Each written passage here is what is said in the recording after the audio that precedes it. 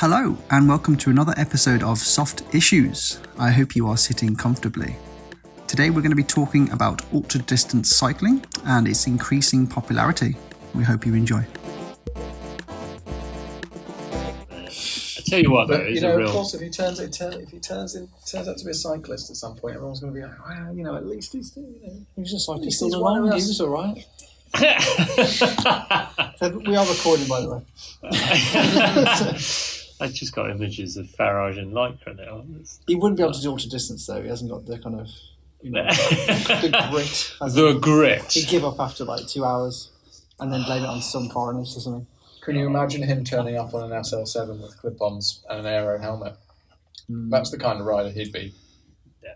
No, Crocs. Crocs. Internal Crocs. SPD Crocs and a baggy jersey. Oh my god. And a back pocket full of tea cakes or something like that. Just a massive Battenberg all the way up his back. That's €2, mate, I think, isn't it? Actually, it was branded. I think you'll find it was invented in the UK. Yeah. Probably, I don't know. Where was ultra distance? Where was it made? Ultra distance. Did it originate from a country? Or ultra-distance cycling? I've got no idea. I thought that things like Paris-Brest Paris. Like Audax. Like long. I mean, that's what ultra-distance is Audax. It is basically Audax. That is basically Audax. People were doing it on a Blue Ribble or a Dawes Galaxy. Yeah. So why has ultra distance got so popular now then? Does anyone have an idea? It's just rebranding, mate. Yeah. Much like a gravel bike being a 90s mountain bike. Something like that. Not true. Take that back. We're not cynical, are we?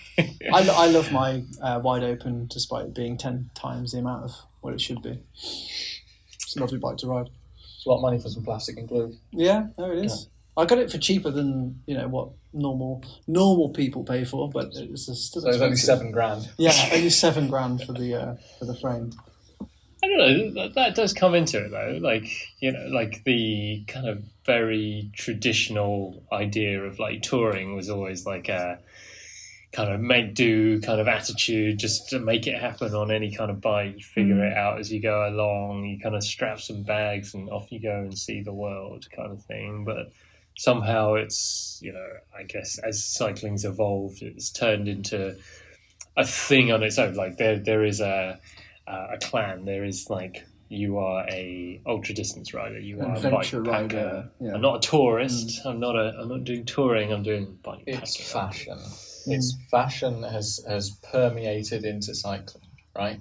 So touring, when people, it's touring, but when people call it touring, cool. You get this vision of old men in long. I don't want to say that, but yeah, yeah, it's true, and it's kind of like there's nothing wrong with that, and actually, that in itself, like a lot of different things in sport or active, type of activities, that it becomes retro.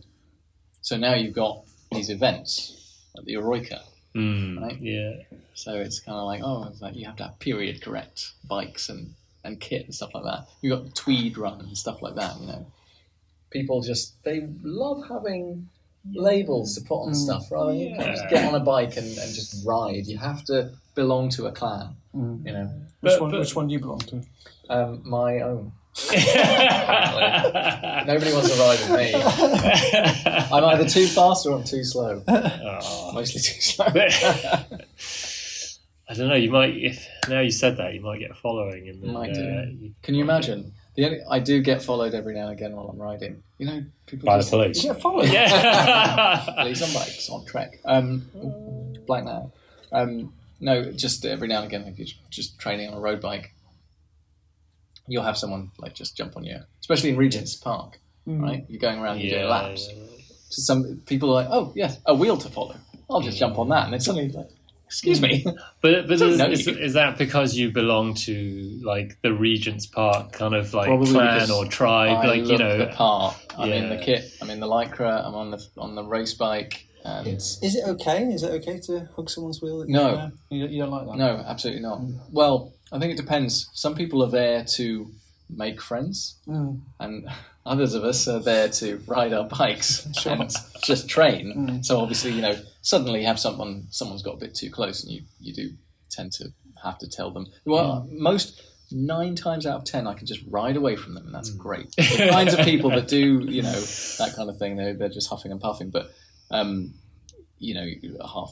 of the time, you kind of like, you've got the wrong guy. I'm not riding with anyone. Sorry, I'm doing my own thing. So, and especially if you're doing intervals and things like that. So, yeah, exactly, because you're going to keep going. You're going to go fast, but then you're going to slow down, and then suddenly you don't want to surprise anyone that's on your wheel. Like head unless down you just so happen to meet the person that's doing exactly the same training regimen as you at the same time. Yeah. In the same place. And then But I thought that was the thing about going to Regents. You kind of almost subscribe to like, okay, I'm in Regents, so I'm going to get like someone on my wheel, or I'm going to have someone I can chase. I'm going to have some, just because there's so many people in the same kind of area doing the same thing. Although everyone's at a different skill level and like kind of experience level, and that's probably like where it gets a little bit murky and dangerous. So I think if you're experienced, you're not going to be somebody who just shouts at people. You will kind of say, you'll pull over and say, "Oh, I'm not, I wasn't doing that. I'm not riding with anyone. So I'm just doing solo stuff." Because when you were starting out, you did the same thing. You were like, "Oh, fast guy, I'm going to follow you." Yeah. Like follow the guy on the TT bike. And you know what? This is exactly why ultra distance sounds appealing. Why? Because you're on your own. So you can't draft. A and 1, you're on your own. B and 2, there's none of this kind of, unwritten rules, etiquette, like aggressiveness, passive aggressiveness, whatever you want to call it. You just go ride your bike, like we did in the 90s with our mountain bikes. There's no aggro. There's no, sock police measuring, with a ruler and a tape measure going, how long are your socks? Very on point there. Very good. Yeah, just under halfway. Under halfway. Ultra distance, maybe it is a good thing. More inclusivity. Very much so, for a certain period of time before it gets too fashionable. And I think that's the case with everything. And then the people that originated it will move on to something else, and they'll become, But at the moment, it seems to have a really good community of. Do you think it's because really into it? People kind of just bored of like road riding and road racing in general?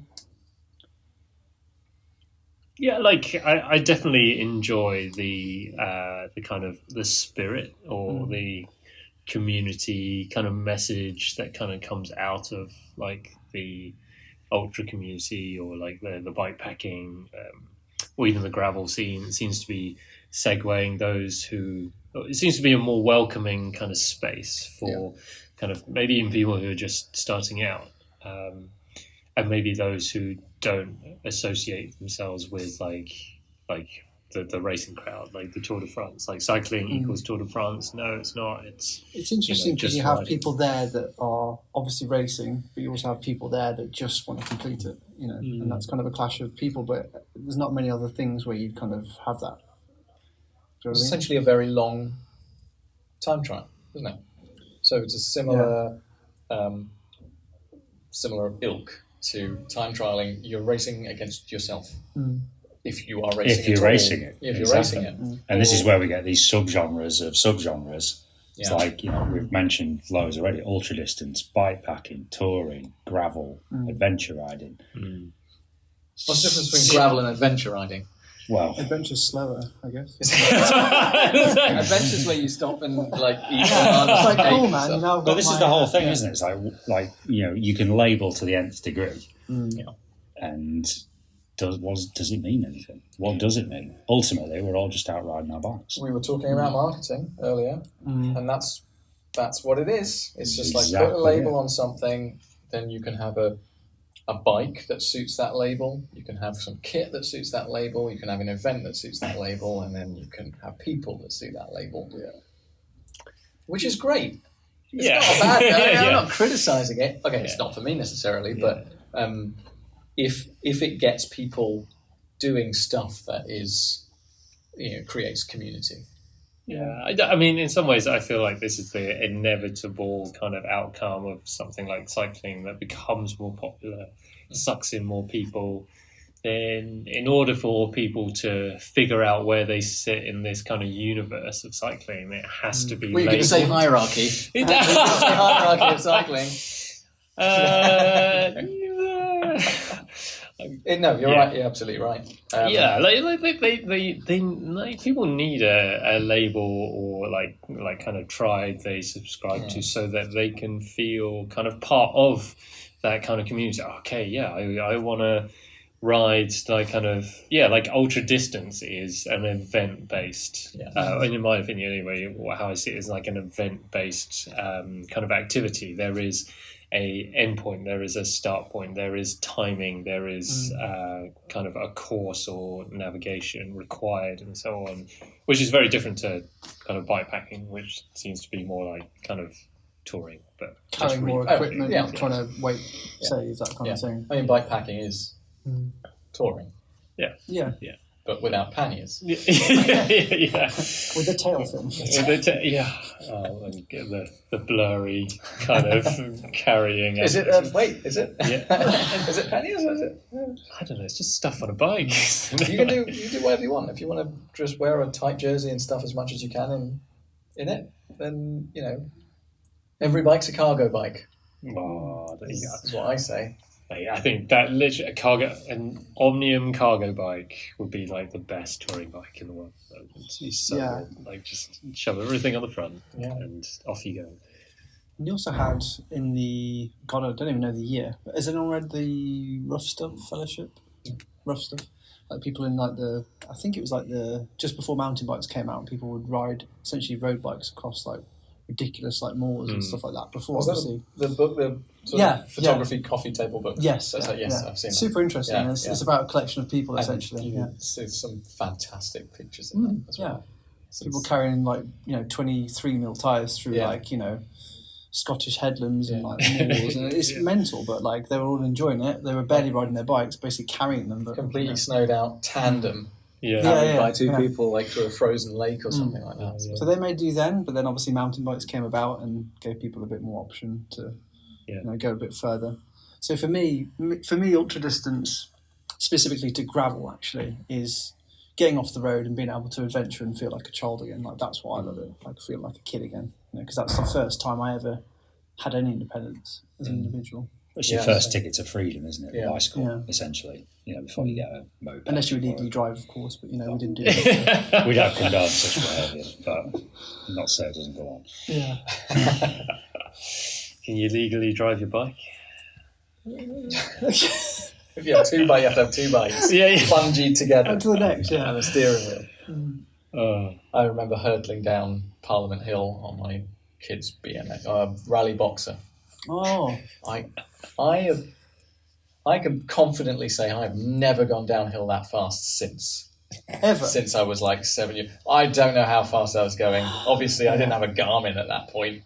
But we were hurtling down there, and that was basically cyclocross and downhill, sort of grass track, I guess.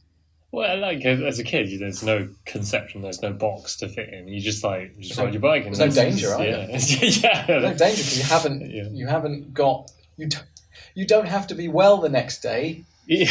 You're a child. We didn't have a helmet. It didn't have helmets. It didn't have any kind of protection, and we were just doing. Evel Knievel was very big when I was a child, right? So it was all about, there's a wheelbarrow and a plank of wood from a scaffolding site. Let's make a jump. Let's do a front flip. Well, BMX and mountain bike, I don't know, I grew up in the era of BMX and mountain biking and stuff. It's always like, can we build some ramps in the back garden? And, what else? How far can we throw this bike across this ditch? And, I smashed myself up again. That's all right. You see, you made the classic mistake. You stayed on the bike when you left the ramp. You're supposed to just jump off and just let the bike go. Oh well. Anyway, let's go back to. It's how are we going to relate this back to ultra distance? It's you're talking about freedom. It's freedom. And that's it. You want to ride your bike for fun, and I wonder. Okay, there's slightly, dark beginnings of all of this off-road riding and ultra distance and other things like that. Is if you speak to so many people who are getting into cycling, and they're like, oh, I love cycling, don't like riding on the road. Drivers are dangerous. Yeah. And then immediately, like all of a sudden, here, would you like a gravel bike? You know, and then you're opening up this other... All your problems will be solved. All your problems will be solved. Just give us your money.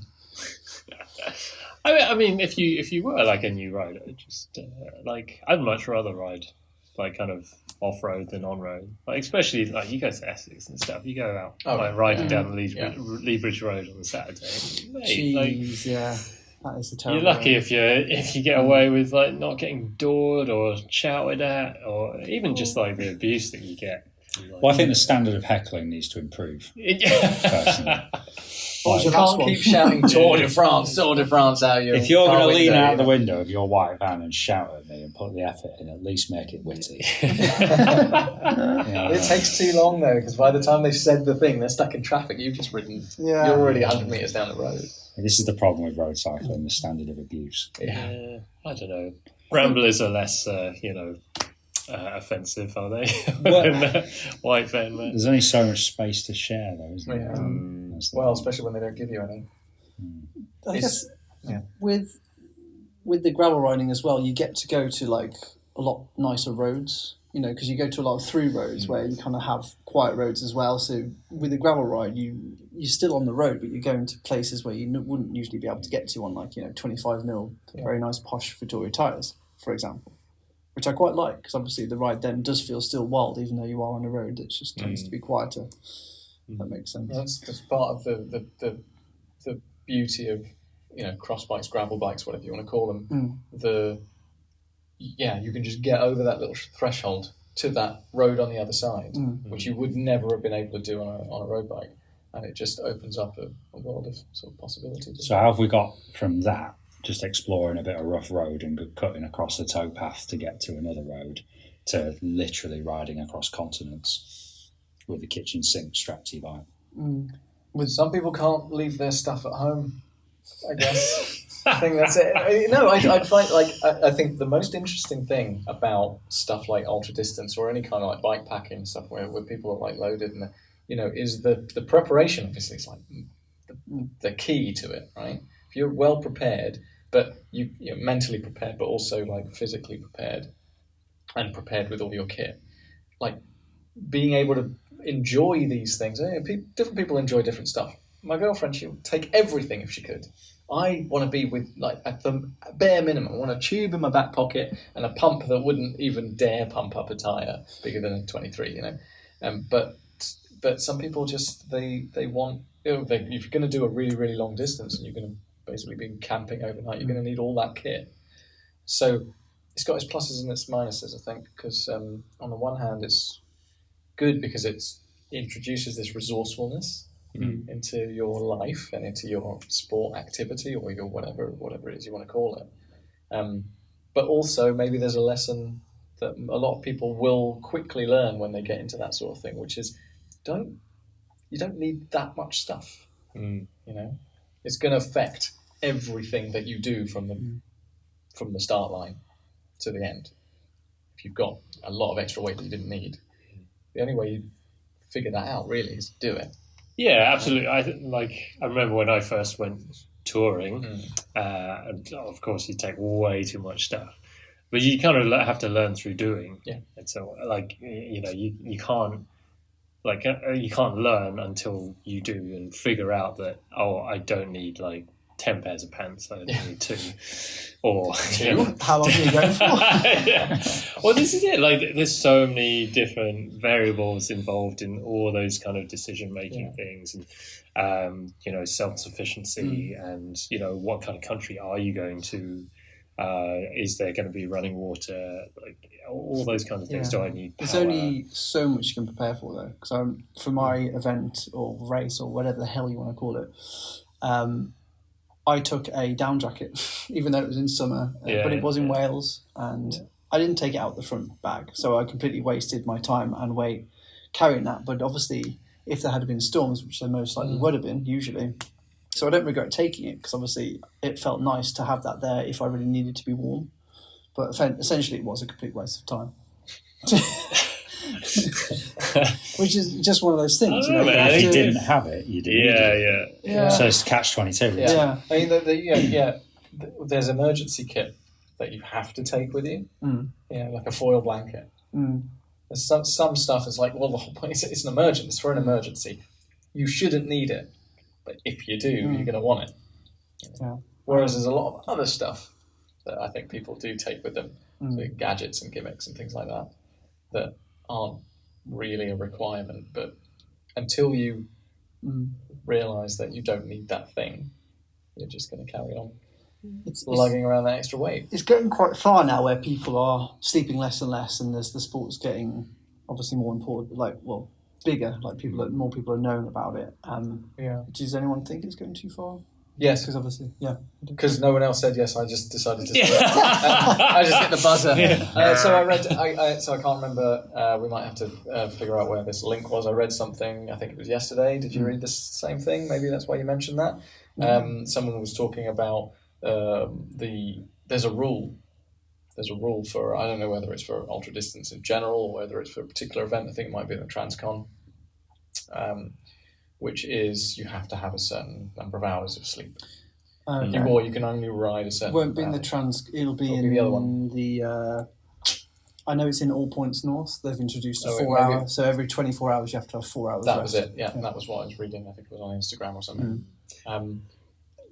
Because like any sport, if you leave people to their own devices, and the whole idea of most of these things is to push yourself. Yeah. Right. And if you don't have somebody to educate you, to give you the advice, and in most cases a lot of people don't, because it's not something that you don't grow up in we're a family of ultra distance cyclists. You've always got those uncles and aunties that can tell you how to go about it. People are learning as they go. So it is very important not to push yourself too far to find your limits. But the race organisers are learning as they go as well. Yes. Because a lot of this stuff was very grassroots when it first started. So, as these events like the Transcontinental and, insert whatever race you want here get bigger, the participation grows, the ability, kind of the spectrum of ability widens. Even just from put my boring hat on, from a liability perspective, an insurance perspective, you need to have these kind of boundaries in place to safeguard your participants. I'm sure the first year that they ran, what was it, All Points North or whatever it was, people were getting 20 minutes every 4 hours. They'd set up their bivvy in a ditch at the side of the road, chain their bike to their ankle and have a quick nap. 4 espressos later, off you go. So as the sport grows and the participation becomes wider, there's obviously going to have to be rules in place to safeguard the people who maybe aren't quite so prepared. There's a huge increase in risk when you increase the width of the demographic, because a lot of the people that have been doing it or started doing it, off their own back very early on, they're the 1%ers. They're the 1%ers. Yeah. They've got the experience. They've got the training ethic, and then you suddenly use the word fashion. I'll continue to use the word fashion and trend and things like that, because that's what the cycling world is very much affected by those sorts of trends. Everybody thinks that they can do it, right? And of course you can. Anybody can do almost anything within reason. But that doesn't mean you can just go out and do it. You need to train. You need to educate yourself on these things. And if you just jump in head first without a thought, you can get yourself into a lot of trouble. It's not. I think it's the excitement of the adventure, and people think, okay, well, think of how good it would look if I cycled from Belgium to Turkey, for example. Imagine that. Imagine all the things, and I can at least kind of break it down. And I think most people, how they see those races is they see, okay, I'll do 200 mile a day for 14 days. That's easy. I've done 200 miles before. But obviously, you have to kind of do it back to back, and you have to think about food, you have to think about nutrition, you have to think about calorie deficit. I mean, we were talking about it before.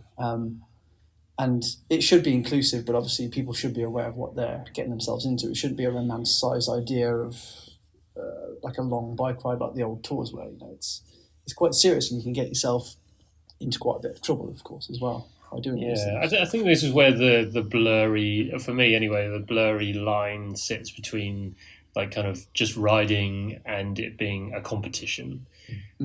And there is like, it is the Transconti is a race at the end of the day. Like, you know, someone is trying to get from A to B as quickly as possible.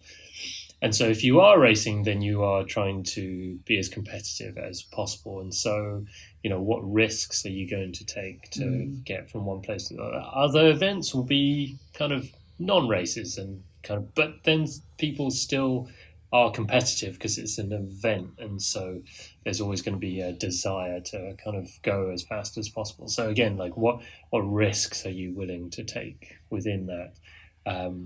Whether or not they're kind of known risks or unknown risks in terms of like your own knowledge or ignorance about what you're about to undertake, and like that kind of like figuring out where you sit within that kind of competition is kind of, I don't know, an important step for me if I was like to kind of undertake one of these things. Like, you know, what are my priorities? But I feel like a lot of people don't really think about that, or they're just like, yeah, let's just go do this, right?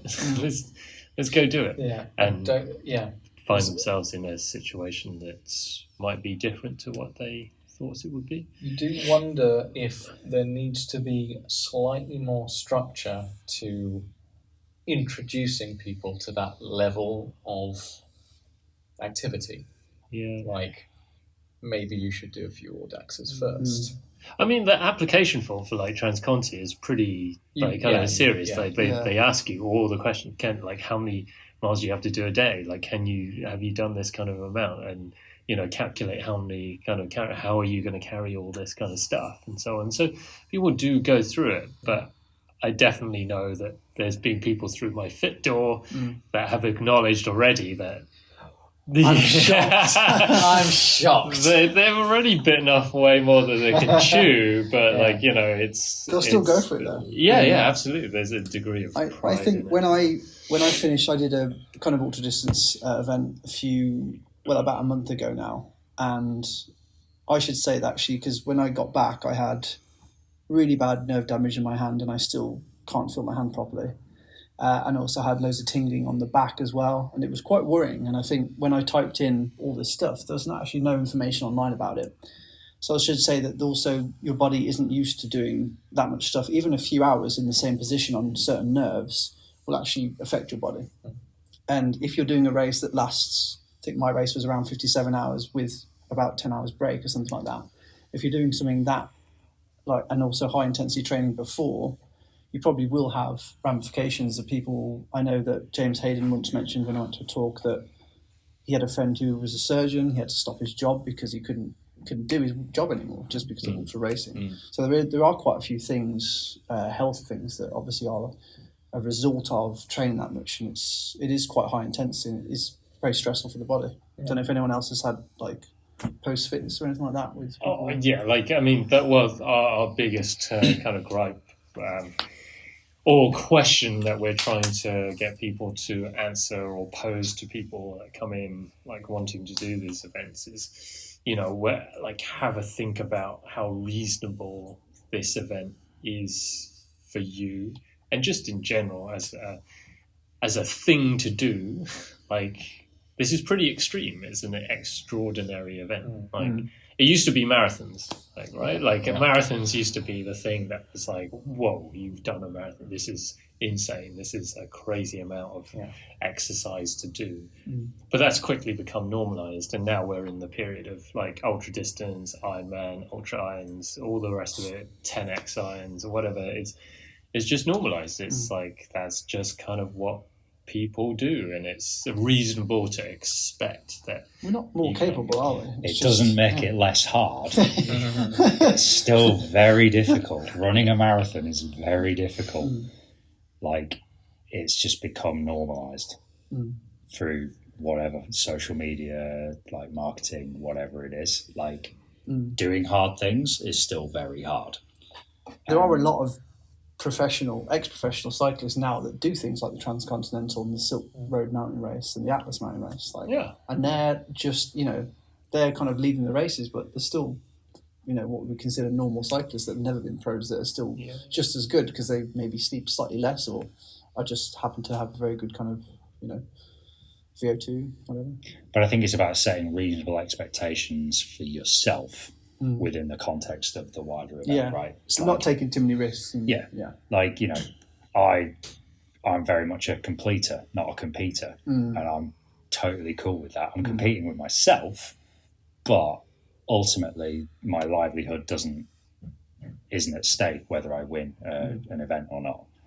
I have to turn up to work on Monday morning being able to function. And hang your head in shame because exactly under 17 hours or whatever it was. Exactly. But if I lose function of my hands or whatever, or just tired, or just fatigued for weeks on end, it affects my work, your work, and that's not acceptable. It's not acceptable. I don't think it's acceptable. Because then there's people that are, especially in my line of work, that are relying on me being sharp and present, and that for me is like a factor. It's like how is my body going to respond to this in the days, weeks after this event? Am I going to be able to function? I didn't even know nerve damage was a thing before I did it. If I knew this was going to happen, still a month after, I'm left-handed as well, so it's a bit of a nightmare. But I would have, considered. I still would have done it, but at least I think more people need to know about. It's the preparation, isn't it, and the potential consequences. It's you fall to your highest level of preparation, and if your preparation has been patchy at best, then you're probably not going to have a great experience, and at worst, you might do yourself some lasting damage. But this goes back to ignorance is bliss.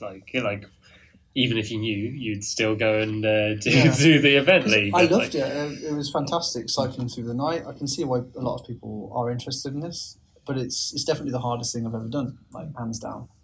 And I was really happy that I completed it, but it was just, overwhelming. I had the best bath ever. It's unbelievable. Was it in a puddle? Seeing those? No, it was actually it started and finished in Ludlow, and it went around Wales. It was about an hour 600, and Soph, my partner, had booked a place that was really cheap, but it had one of those freestanding baths. I don't know what you call them.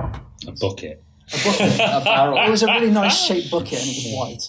And I got inside, and all the flies just rose to the top. It was disgusting. And when you're making soup, you have to skim the scum off the top like that. And Soph went to get, because I was like, need beer. And so I hadn't had a beer yet, and Soph went to the shop just around the corner to get beer. And when the time I got back, I was obviously like that, just asleep in the bath. She was like, "Oh my god!" Luckily it was a standing bath. Yeah, I know. I could have drowned. It wasn't a bucket, but yeah. I think to follow on from what Matt said about knowing your limitations and stuff like that. Support is the word that I keep. It's in my head all the time. Support. If people are going to do these events, particularly when they're very new to. Some of them are really new to cycling, let alone ultra cycling or any kind of other, difficult event, is to be surrounded by people who are willing to support you. And I think the kind of support that a lot of people give those people is encouragement. And that's not necessarily the only kind of support they need. The other type of support they need is experience. And for people to, for their friends to actually say to them things like, "Are you sure? Are you sure you're ready for this?" Or, it's not to say that you shouldn't give it a go, but, maybe a lot of people who would, want to go in that direction already have a naysayer in their own head. So this part of doing things like that is to prove to themselves that they can do something that they thought they couldn't. But this comes back to what you guys do. Yeah, your bike fit and everything else involved in that, which is to care for people and support them in enabling them to be able to do something and understand it, and helping them to understand maybe this is too much for you, you know. Well, you're wandering into dangerous psychological territory here now. Is that not what you do here? Psychology? Well, we do joke that like half a bike fit is like therapy rather than literally kind of mind therapy as well as like body therapy. So you had someone recently that's doing the Panceltas? Okay. Oh yeah, well, you know, we've been supporting the ultra distance scholarship for the last 3 years or since the conception, and I guess a lot of these questions come through that kind of process where we've seen people go through it and yeah, like actually kind of grappling with a lot of these kind of questions and whether or not we should be supporting or how best to support people, what kind of support do they need. Do they ever ask any kind of like any non-bike fit related, like, you know, like do they ask you advice about how to kind of complete? Oh yeah, all the time. I mean, it just kind of comes up in conversation because you're spending time with people and getting people to think about like their bodies and what their bodies are capable of and how things will change. I guess particularly with the ultra distance scholarship, like a lot of these people haven't had access to things like bike fit before, or like the ideas. So again, introducing them to kind of new concepts or like just awareness for, you know, this might happen, this might happen, this might happen, your back might do this. Oh, I can see from your biomechanics that, you know, this is going to get tight. So you're going to have to manage that. How can you manage that? Because it will get tight at some point. You will get this pain at this point because you're going to be pushing your body to this degree and so on. And so, yeah, it's pretty overwhelming as well, like just the amount of information and stuff like people have to take on. But again, like we're just one small part of that kind of scholarship or support package. And it's kind of interesting seeing how everybody kind of takes it on or what they take on, or at least every scholar has been kind of like different. Yeah. And kind of embraced it in kind of like different ways. But in a way, like the best way that we can help out is to support people, as you were saying, Ev, like just to provide that kind of guidance and not even like advice. It's like kind of getting people to think about like themselves and think about what might be best for them. Yeah. And yeah, absolutely. There is a degree of, we can only kind of give people information. Like, as Matt says all the time, we can only lead the horse to water. We can't kind of make it drink. Like our job is to provide you with as the best information possible so that you can make decisions for yourself. Like you can master yourself and your bike riding and your event. And sometimes the hard truth is kind of hard to swallow, like, or you have to confront things that maybe you hadn't realized you would have to confront, like as you were saying, like why are you doing this event? Why are you doing this? Yeah, what is it?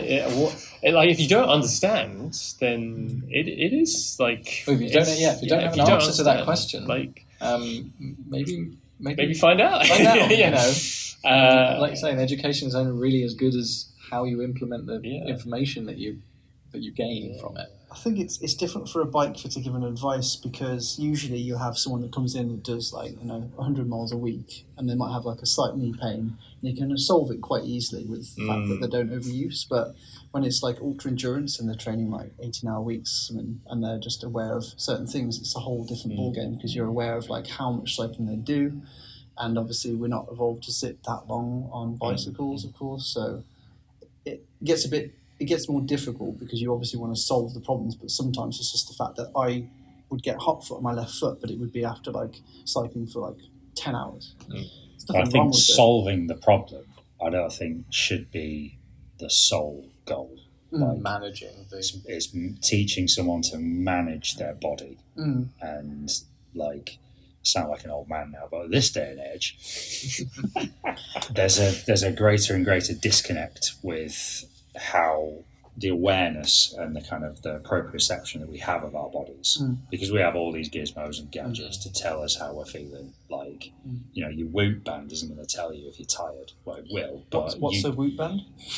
Story for another day. But this is the thing, you don't need a computer to tell you that you're tired. Yeah, you can feel it.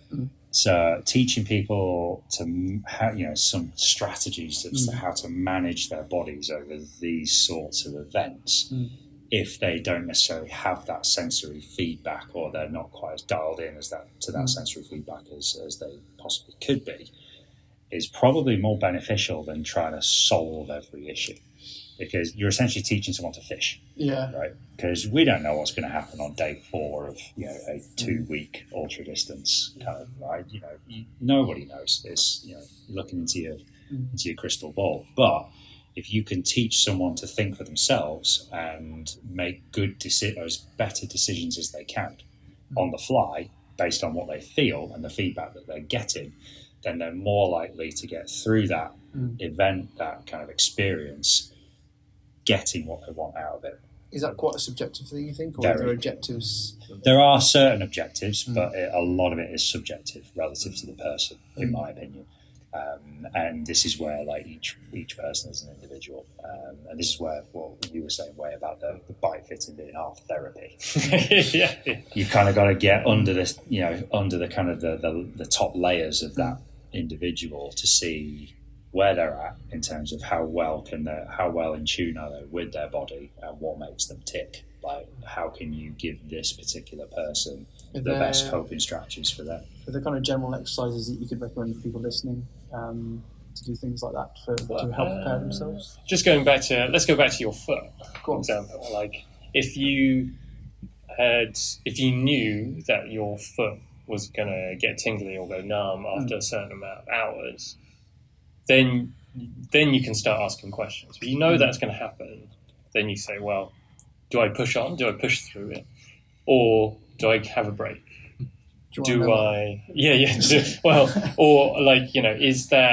Is that kind of numbness and tingling because of just the sheer volume that I'm doing? Or is there something that could be better about my setup? Okay.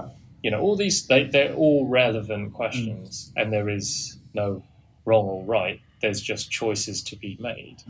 But if you don't know that that's going to happen, then you're going to have to troubleshoot on the fly, and again, your preparedness level allows you to kind of make better decisions, as it were. Obviously, there's always a limit to how much you can prepare for, and so on. But this is kind of part of the journey as well. I guess maybe Matt and I are both triathletes, and we've done a lot of triathlons over the time. Retired. Yeah. But it's part of when we first did our first triathlons, we didn't know what we're doing. We just kind of go out and experience and figure it out. But as you go through it, there's so much to learn. You're always trying to figure out the right balance between swim, bike, run, transition, strength, eating, nutrition, sleep, recovery. And I guess people have to go through the same process for ultra distance, because they are doing there's so much to balance, bags, packing, nutrition, recovery, aero bars, no aero bars, gravel shoes, sandals. What does matter to me? And so kind of just embracing that journey and knowing kind of when to, quite often it's knowing when to stop is the critical thing. Never. Man, I'm just going to keep smashing my pedals until my foot drops off. I take my foot out my shoe and I put it on top of the shoe and it goes away, and then I put it back inside my shoe. Yeah. Just if anyone does get a hot foot after riding for 20 hours. But to answer your question, your question directly, are there any strategies that we can recommend for the people listening? It's all down to how prepared you are, isn't it? So what I would encourage people to do, and what people used to do back in the day when they were preparing for marathons and whatever, keep a training log, journal, write this stuff down. You have to write things down. But I think writing it down on a pen and paper makes it much more kind of, you internalize it a lot more. Yeah. So if you can literally you don't have to spend long, 10 minutes, just before you go to bed, put your phone down. It's a good thing to do. Pick up your foam roller, also a good thing to do. Pick up your journal, your training log, and just write down what you felt that day. If you went for, say, an 8-hour training ride, how was your nutrition? How was your fuel? How was your energy? What sensations did you feel? When did you feel them? And you can look back on that to kind of reflect on, oh yeah, this is how I managed this. And then if that event does come up again, like say your foot issue, if you knew that taking your foot out and putting it on the pedal is a good thing to do, then it's not healthy. It's not solving the issue. I tell you, it gives you strategies that you figured out through the process of getting to the event, rather than just having to figure it out on the fly. So again, your level of kind of preparedness, for want of a better word, is that much deeper because you've gone through that process of internalizing what you did in certain situations. Like everyone who was running marathons in the 80s kept a manual training log. And it's all they had back then. Well, it's all they had, but it worked. Yeah, exactly. And tech is great and tech is wonderful, but it's just a tool. It's a tool, exactly that. Let me add to that. When you wake up in the morning, carry on writing. How do I feel now? Yeah. How well have I recovered? When you get up, what colour was my pee? Yeah. Stuff like that. Asparagus. Did I have asparagus? Or beetroot. Oh God. Well, that's the thing. How was my sleep? How hungry am I? What's my energy levels like? All this kind of stuff. It is, and I think this is another thing about ultra distance, especially. It is a lifestyle. Yeah. It's not something that you just do on the weekends. You've got to, you've got to live and breathe it. It is a lifestyle, and so going back to the reasons for doing it, why are you doing it? Yeah. Well, to go back to the people having issues and solutions to those issues. That's the thing about something like ultra distance is the solution is, I've got a little bit of a pain here, stop riding. I've got a bit of a pain, stop riding. This is it, stop riding. But that's not a solution. That's somebody doing an ultra distance, because there isn't a choice. Well, there is, you can scratch, but and a lot of people do. But the real, the whole point of it is that no matter what happens to you, you're going to push through, or at least you're going to try, and that's part of, It's management. It's management. It's not. There isn't a solution. Yeah, you might be able to manage the pain a little bit, but it's not going to get necessarily unless you've really got the experience behind you, like a really good fit or something like that, or just a load of events under your belt, or load of events under your belt, and also time between those events for your body to actually recover, because you can't there's a certain point the human body is just like, look, you need to relax now. Just back off. Just just like Lee is case in point. It's like we got to a point where his body is kind of responding with like kind of nerve damage. You'll never forget that lesson. I did that hours. I prepared everything. I guess it was just. Yeah, I mean, I kind of, if you look at my kind of training log on Strava, I'm not asking you to, I'm just saying if you do, you'll notice it just gradually goes up, and it was fairly consistent, and I was doing long days. It's just the fact that, it will happen with some things, and also because it was off-road, it was very rocky. I've got no suspension. Some people did it with mountain bikes, some people didn't. I did not. And it's just one of those things. But, I also made plenty of mistakes. I took a whole top tube bag of, what's that thing, like the carb drinks, you have like 80 grams of carbs, and you put it in like a powder, and you drink it. I thought, the first day I'm just going to have those. By the third one, I was feeling so sick. Maltodextrin. Ridiculous. Yeah, exactly. And I just thought, because I trained with them, like a few again, I didn't do a diary, should have probably done a diary. I had like 2 or 3 in some of the rides, slowly building up, and I felt absolutely fine. But on race day, for some reason, maybe your nerves were a bit different, but I just felt so sick, and I couldn't even eat a kebab when I got to the checkpoint 1. I wasn't eating properly. So things like that can affect you. You missed out on a kebab as well. I know I ate it, but I really, my body did not like it. I mean, these are amazing. But these are amazing lessons. Like these are opportunities for you to kind of, learn, and like that's how we kind of like become better at these kind of things. Like you're realizing all this kind of stuff. So, I guess the boundary lies on between like, can you get through an event without damaging yourself so much that you don't want to do it again. Like going back to triathlons and stuff, like we see so many people just do like one Ironman, and it's really, really hard, but like they have such a traumatic event that like they're just like never again. Really? Because it was so uncomfortable? Or Like a multitude of reasons. Yeah. It can be anything. Well, the whole point of exercise is to be uncomfortable, right? Like, so, some would have you believe it's supposed to be fun. Definitely type 2 fun. But yeah, like that kind of grit, that stubbornness, that ability to push through, they're all like kind of really like critical characteristics that you need to master. But like you still need to balance that with like kind of, well, is this doing me like a whole load of good, or not? Like what are the consequences? Like where are we going to end up if I just keep pushing? There's a real kind of dichotomy.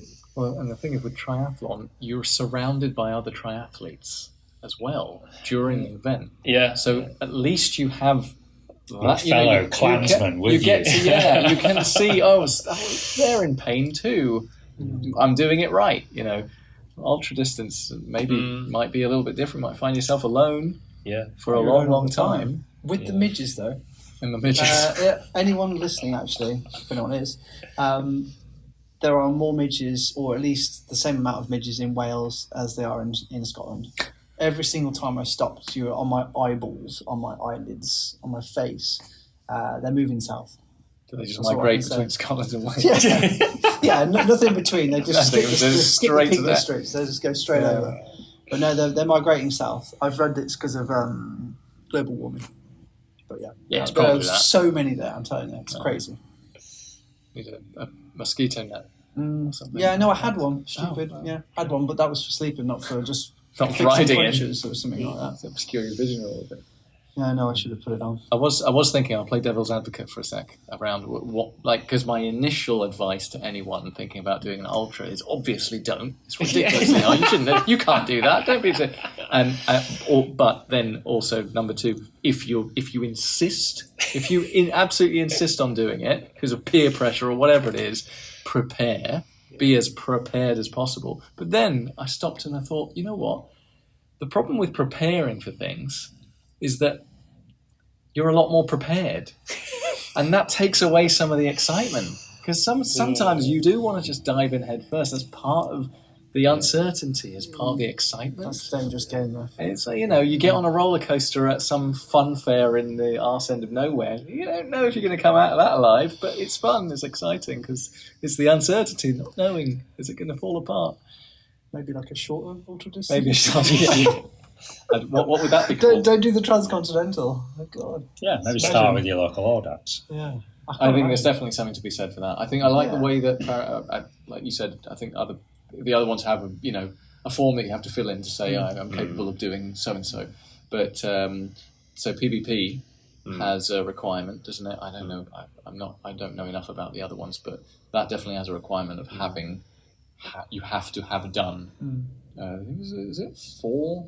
Yeah, you have to like a certain amount of Audaxes to get your books exactly. stamped. Get your book stamped.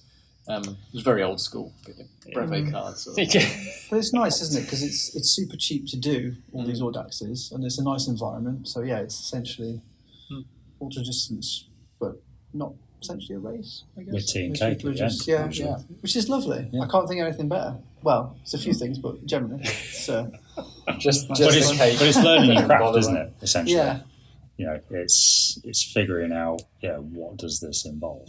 Community focused as well, obviously. Exactly. That's what we want. It'd be nice if there was more support. It would be nice, particularly in this country, it'd be nice if there was more support for events like that. A lot of them seem to be, they're clambering. They're trying to get more recognition from like local councils and things like that to just, whatever. I don't know. I think it's hard to find information. I think the people at the forefront and the people that are doing really well kind of want to keep their secrets to themselves in a way, just because it is quite competitive for like the top 10%. I think they don't really want to, essentially it's just a no sleeping and an eating game, isn't it? It's just who can management, body management. And that again, that's going to take a lot of practice. How do you make can you make decisions when you're you've been awake for 50 hours, you know. It comes down to the safety aspect of it. You know, riding a bike is not particularly dangerous, at least, well, maybe sometimes the way I do it. But if you are riding a bike very tired in completely unfamiliar territory, you don't know the road surface, you don't know what is around the next corner. That's probably about as unsafe as you could possibly be. And you're riding through the dark as well. Riding in the dark. There's a lot of stuff that really needs more. Needs more research. There needs to be more experienced people helping other people who want to get into it. Get into it. Well, it's kind of like, well, I don't know. As you said, like you can't make people kind of like do it. I think maybe just having like the information out there, and like if someone asks for it, then that's cool. I think it's down to the individual. It can't be put too much on the kind of race coordinators, because I think you have to know, you have to have basic orientation skills. I think you have to. I don't know how to use a mountain whistle. Didn't use it, obviously. But things like that, you know, how to like. I mean, even things like pitching a tent. Like I think some people like would buy a tent, for example, and not even. I would practice doing the tent. Much easier to practice in your back garden with a cup of tea than up a mountain in Wales. In rain. In the rain. In the dark. Exactly. But it's not exciting. It's not exciting. I always thought there's only so much excitement. I always thought you just leave the poles at the side of the road and you wrap yourself up in the tent. But I think the point is like, to the best of your knowledge, know what you're getting into. There's always going to be unknowns, right? You can't account for the weather. You can't account for like, road surfaces, like all this different stuff. But prepare as best you can for whatever eventuality you think might occur, and then go and see what happens. That's basically it, isn't it? That's I think it is a fun thing to do, and I can imagine it's getting bigger and bigger, isn't it? And I think the more off-road style of things, again, we're going back to that kind of adventure gravel thing, but they're getting more popular now as well, because you have to do less, because obviously you don't, as a race organizer, you don't have to do as much because it's not on roads. You don't have to close roads or anything. I think you have to let councils know if like a race is coming through, even if it's not officially a race. You have to let people know this coming through. There's a big there's a chasm between event and race, isn't there? And basically the difference is how much money you have to pay the council in order to have that event.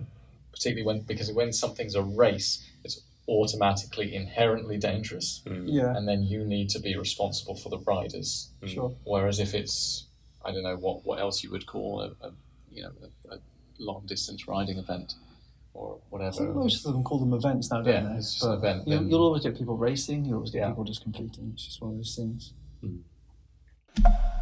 Enough about butts. Well, if we haven't put everyone off, like kind of doing ultra distance, I think this is. I'm all for it. Like it's going to be here. I think it's a great way for people to get into the sport. And dot watching. We haven't talked about dot watching. It's really fun. It's really addictive. I think it's quite a good thing to do. I feel like we should just do dot. We should make dot watching as just a regular thing, just for people. Like, I just weighs dot. Just wear track he's at work again. He's not always gone to the toilet. Stop there for a really long time. Just a massive Battenberg. That's all for today. Join us next time as we vacillate around the idea of integrated cables and other superfluous bike industry gimmicks. As always, thanks for tuning in, and remember to follow us on Instagram @SoftIssuesPod. Till next time, bye for now.